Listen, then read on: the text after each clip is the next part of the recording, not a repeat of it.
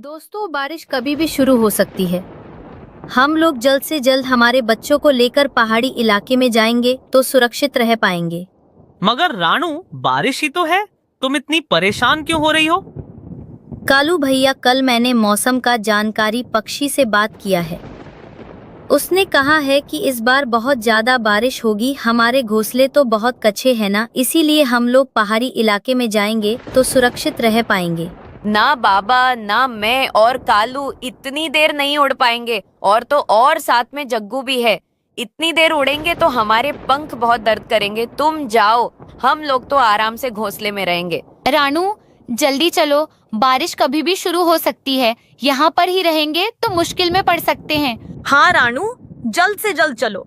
इस बारिश में इतनी देर हम लोग नहीं उड़ पाएंगे। अब निकलेंगे तो वहाँ पर जल्द से पहुँच सकते हैं। कालू और गोरी, हम लोग जा रहे हैं। अगर तुम आना चाहते हो तो पहाड़ी पर आ जाना। कालू और गोरी तो रानू की एक नहीं सुनते और वो वापस अपने घोंसले पर चले जाते हैं। दूसरी तरफ सारे पक्षी अपने सामान और अपने बच्चों को लेकर उस पहाड़ी इलाके पर निकल जाते हैं। कालू और गोरी अपने घोंसले पर आराम से बैठे हुए थे, मगर उनके घोंसले जगह जगह से टूटा हुआ था। अरे गोरी, अच्छा हुआ कि हम लोग रानू के साथ नहीं गए। जाते ना तो इस बारिश में वहाँ पर फंस जाते। अब देखो, आराम से हम लोग हमारे घोंसले में बैठे हुए हैं। हाँ कालू जी, आप ठीक कह रहे हो। अब देखो, हम लोग आराम से बारिश के मजे ले सकते हैं। ऐसे वो लोग बात कर रहे थे। कुछ देर बाद धुआंधार बारिश शुरू हो जाती है। बारिश के कारण सारे पक्षी उड़ नहीं पा रहे थे। तभी रानू पक्षियों से कहती है, दोस्तों, जल्द से जल्द उस पेड़ के पास चलो। बारिश बढ़ चुकी है, अब हम लोग उड़ नहीं पाएंगे। इस तरह सारे पक्षी उस पेड़ के पास आ जाते हैं। दूसरी तरफ बारिश के कारण कालू और गोरी का घोंसला जोर जोर से हिलने लगता है। अरे कालू जी, हमारा घोंसला तो हिल रहा है। अब हम लोग क्या करेंगे? अरे गोरी, जल्द से जल्द तुम जग्गू को लेकर बाहर निकलो, वरना ये घोंसला कभी भी टूट सकता है। इस तरह वो लोग जग्गू को लेकर अपने घोंसले से बाहर आ जाते हैं। दूसरी तरफ सारे पक्षी रानू पर बहुत गुस्सा हो रहे थे। अरे रानू, हम तो तुम्हारी बात सुनकर इस बारिश में हमारे घोंसले छोड़कर यहाँ पर आए। अब तो हम लोग पहाड़ी इलाके पर कैसे जाएंगे? इतनी बारिश पर तो हम लोग उड़ भी नहीं पाएंगे। हाँ रानू, कीकी को तो बहुत भूख भी लगी है। अब हम लोग क्या करेंगे? तुम लोग चिंता मत करो दोस्तों, मैं कुछ ना कुछ करती हूँ। वो लोग ऐसे बातें कर रहे थे, उनकी चूचू की आवाज़ सुनकर किसान की पत्नी अपने घर से बाहर आती है और उनसे कहती है, अरे पक्षियों, तुम लोग इतनी बारिश में यहाँ क्या कर रहे हो? माँ जी, हमारे घोंसले बहुत कमजोर थे, इसी कारण हम लोग पहाड़ी इलाके पर निकले थे, लेकिन रास्ते में ही बारिश शुरू हो चुकी थी। हम लोग उड़ नहीं पा रहे थे, इसलिए हम लोग आपके घर के पास आ गए। हाँ माँ जी, मेरे कुकू को तो बहुत भूख लगी है। तुम लोग डरो मत पक्षियों, मेरे घर में आओ, मैं तुम लोगों के लिए भीगे हुए चावल देती हूँ। इस तरह किसान की पत्नी सारे पक्षियों को भीगे हुए चावल देती है और सारे पक्षी आराम से खाने लगते हैं। आपका बहुत बहुत धन्यवाद माँ जी। अब हम लोग उस पहाड़ी इलाके पर जाते हैं। पक्षियों, तुम लोग उस पहाड़ी इलाके में जाने की कोई ज़रूरत नहीं है। मेरे पास ढेर सारे फल पड़े हुए हैं। उस फलों से मैं तुम्हारे लिए फलों के घर बनाऊंगी। तुम लोग आराम से रह सकते हो, और तो और मैं तुम लोगों के लिए रोज़ दाना डाला करूंगी। इस तरह किसान की पत्नी पक्षियों के लिए फलों के घर बनाती है और उसी पेड़ पर लगा देती है। सारे पक्षी आराम से उस फलों के घर में जाकर रहने लगते हैं। दूसरी तरफ कालू और गोरी उनके घोंसले टूटने के कारण दर बदर भटकने लगते हैं। तभी कालू को उस फलों का घर दिखाई देता है। अरे गौरी, वहाँ पर चलो, वहाँ पर मुझे कुछ फलों के घर दिखाई दे रहे हैं। वो लोग सीधे किसान के पत्नी के घर के पास आ जाते हैं। अरे कालू जी, ये पक्षी तो आराम से फलों के घर में रह रहे हैं। क्यों ना हम भी किसान के पत्नी के पास जाकर एक फलों का घर मांगे? नाना गोरी, अगर इंसान ने हम लोगों को देखा तो वो लोग हम लोगों को डंडे से मारेंगे, क्योंकि कोई भी इंसान कौवों को पसंद नहीं करता। कालू जी, एक बार कोशिश करके देखेंगे। अगर वो लोग हम लोगों को मारेंगे तो वहाँ से भाग जाएंगे। वो लोग सीधे किसान के पत्नी के पास जाते हैं और किसान के पत्नी से कहते हैं, माँ जी, क्या आप हमारे लिए भी एक घर बना सकते हो? क्यों नहीं कवो, मैं तो तुम्हारे लिए एक मजबूत सा घोंसला बनाऊंगी और उसमें तुम और तुम्हारे बेटे के साथ आराम से रहना। वो लोग बहुत खुश हो जाते हैं और किसान की पत्नी को धन्यवाद कहते हैं। और किसान की पत्नी कौवे के लिए भी भीगे हुए चावल डालती है। वो लोग आराम से खाने लगते हैं। कुछ देर बाद किसान की पत्नी कौवे के लिए भी एक मजबूत सा घोंसला बना देती है। इस तरह सारे पक्षी अपने अपने घर में खुशी खुशी से बारिश के मौसम में रहने लगते हैं। मौसम शुरू हो चुका था।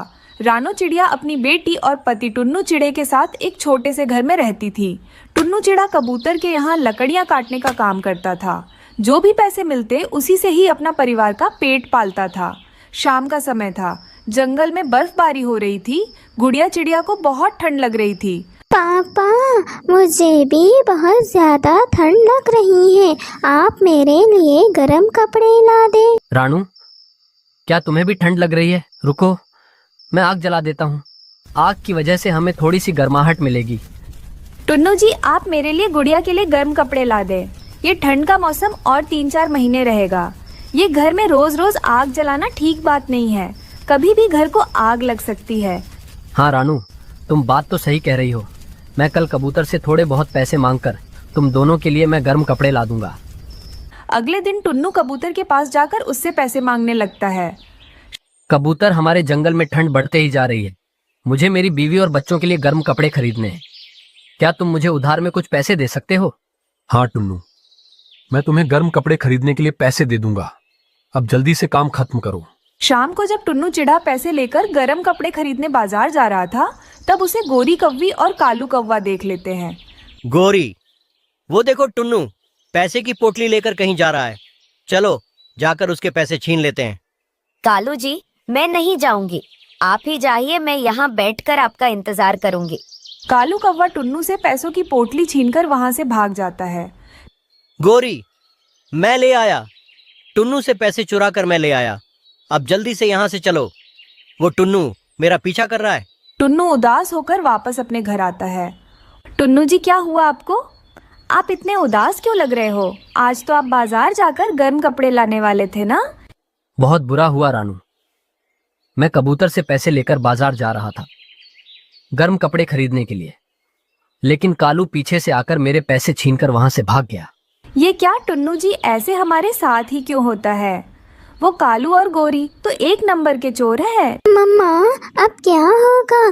क्या हम सब गर्म कपड़े नहीं पहन पाएंगे? नहीं गुड़िया बेटी, आज भी हमें गर्म कपड़े नहीं मिलेंगे। आज भी हम सबको आग लगाकर ही सोना पड़ेगा। उस रात भी वो चिड़ियाओं का परिवार घर में आग लगाकर ही सो जाते हैं। फिर वो दोनों वहाँ से दूसरे जंगल भाग जाते हैं। दूसरे जंगल जाकर वो दोनों दुष्ट कौवे उन पैसों से फल खरीदकर खाते हुए खूब मौज मस्ती कर रहे थे। ऐसे ही सुबह हो जाती है। टुन्नू अपने काम के लिए घर से बाहर निकलता है। रानू दाना ढूंढने के लिए जंगल से बाहर आ जाती है। तभी वो देखती है कि किसान की पत्नी ढेर सारे गर्म कपड़े लेकर बैठी हुई थी। माँ, आप इतने सारे पुराने कपड़े क्या करोगी? बेटा, यह ठंड का मौसम है। यह कपड़े हम रस्सी से टांग देंगे। जिसको जरूरत है वो आकर ले जाएगा। माँ जी, मुझे इन गर्म कपड़ों की बहुत जरूरत है। क्या मैं ये कपड़े ले जा सकती हूँ? हाँ चिड़िया रानी, तुम्हें इन गर्म कपड़ों की जरूरत है तो तुम यह कपड़े ले जा सकती हो। आपका बहुत बहुत धन्यवाद माँ जी। फिर रानू चिड़िया ढेर सारे गर्म कपड़े लेकर अपने घर आती है। रानू, तुम इतने सारे गर्म कपड़े कहाँ से लेकर आई हो? टुन्नू जी, मैं भोजन लेने के लिए इंसानों की बस्ती गई थी। वहाँ पर किसान की पत्नी ने मुझे यह गर्म कपड़े दिए हैं। अरे वाह माँ, ये कंबल तो बहुत ज्यादा गर्म है। मुझे तो बिल्कुल भी इसमें ठंड नहीं लग रही है। फिर कालू और गोरी टुन्नू चिड़े के पैसे खर्च करके वापस अपने जंगल आते हैं। जंगल में तो हर जगह बर्फ ही बर्फ जमा हो चुका था। कौवों घोंसले में भी काफी ज्यादा बर्फ था। ऐसे वो दोनों कौवे पूरे ठंड के मौसम घोंसले में सिकुड़ते हुए गुजरते हैं। फिर चिड़ियाओं का वो परिवार गर्म कपड़े पहनकर आराम से सर्दी के मौसम में रहने लगते हैं। जंगल में सर्दी का मौसम आ गया था। मम्मा चिड़िया और उसके दोनों बच्चे सर्दियों से बहुत परेशान थे।